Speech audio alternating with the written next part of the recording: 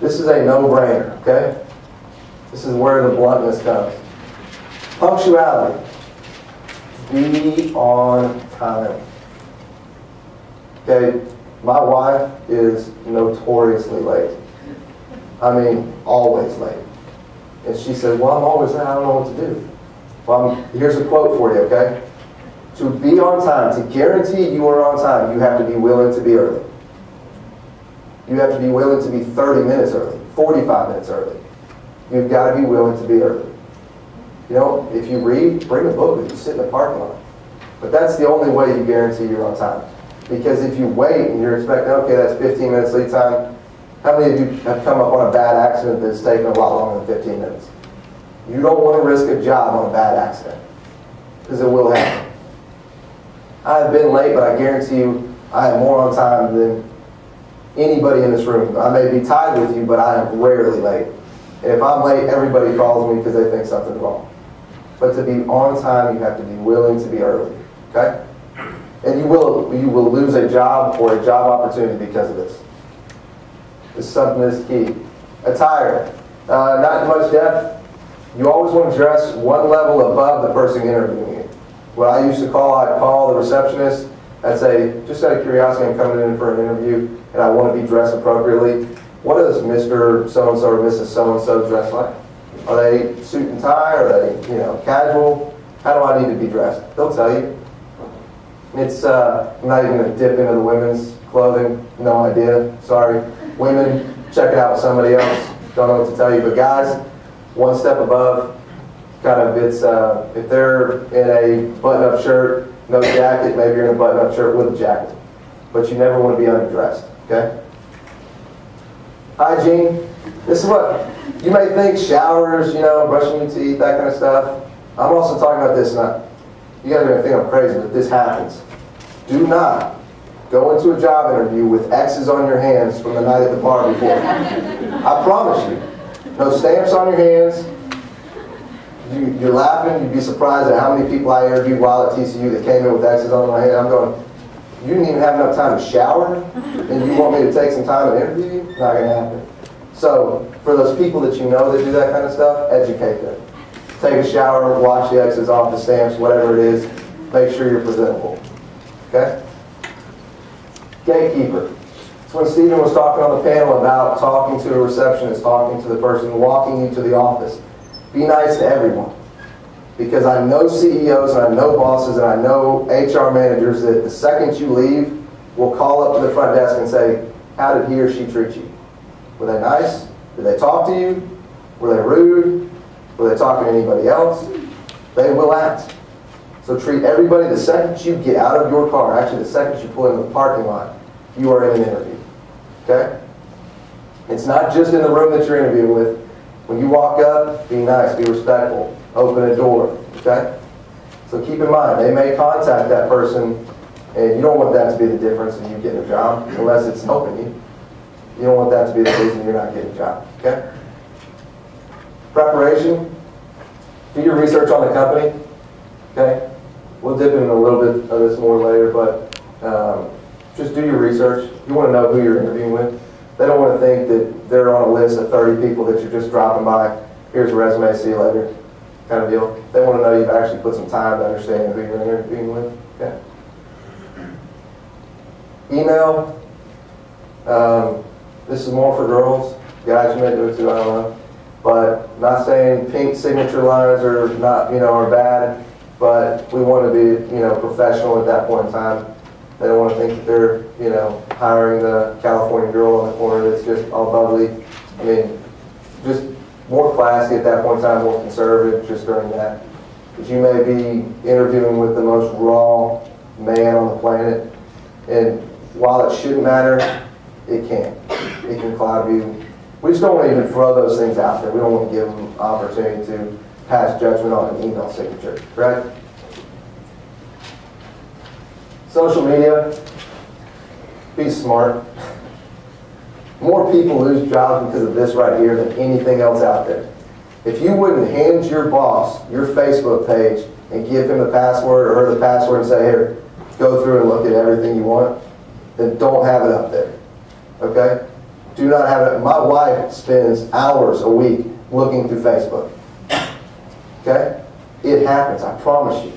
And there are people that don't get jobs because their Facebook page says, this person is not serious.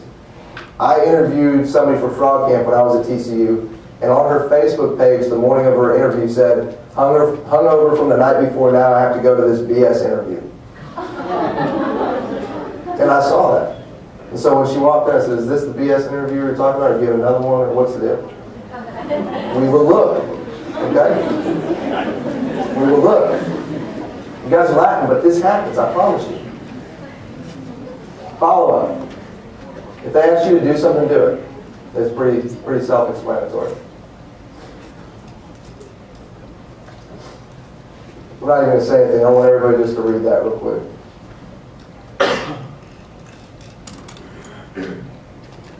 We clear on that? You will not win the game with this section right here, but you will lose a job because of it. If you make mistakes in this category right here, you can easily disqualify yourself from a job. No question. Okay? Qualifying. Two-way conversation. Come with questions. Okay? Come with questions. In a second, I'm going to give you the best question you can ask in an interview. Okay? This will be a defining question that will give you the tools to sell yourself to this company or to this HR manager. Here are just a couple. These are standard questions. Take some of these down. What do you like about working here? If they can't answer why they like working here, be a little skeptical of whether or not you should like working there. This person is hiring you. They should know exactly why they like working for that company. And you can base a lot on how they answer this, okay? There it is.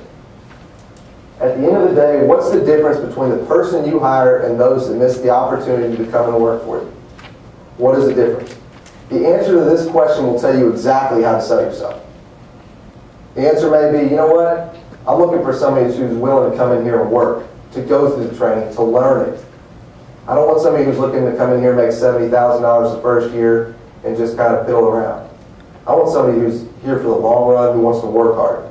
The next question is, what do you think some of your attributes are? I'm a hard worker. I'm willing to go through whatever training I need to. You are answering what they just told you.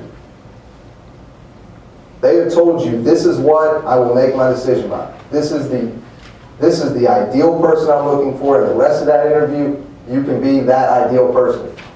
Now, it has to be authentic.